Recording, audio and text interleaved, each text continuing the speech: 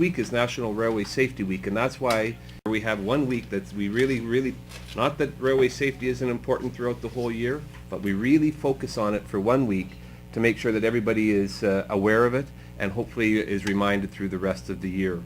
As was mentioned, as your principal mentioned, Mr. Fuchs, that there are a couple of railways really close to your school, of course. There's a short line railway as well as a major railway. So it's really important that you understand the importance of safety around railways. It's hard to believe, but every year in Canada, there's about 300 accidents. That's almost one every day in Canada with railways, whether it's people not walking across tracks not safely, or driving across, or whatever it might be. That's hard to believe, one per day, where people come into contact, whether it's in a vehicle or personally, with a train. So it's extremely important. There's a few things I want to stress that you need to remember, and I hear you've been talking about safety and railway safety a little bit over the last little while. We're going to have a little bit of a quiz, and I'm sure you're going to do better at it than I will, but I'll read the questions and you can go through the true and false. We'll do that in a little bit.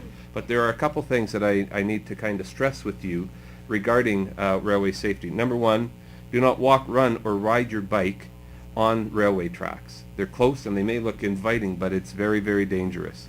Cross tracks only at specifically marked railway crossings.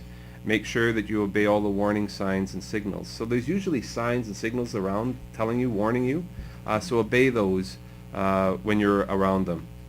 When you do get to a railroad crossing, remember to stop and look both directions and listen for the whistle of the train, because you'll usually hear it. They're quite loud, and you should be able to see it, but you don't see it if you don't look. So make sure you look both ways, and never attempt to climb or jump on railway equipment at any time, even if it's stopped.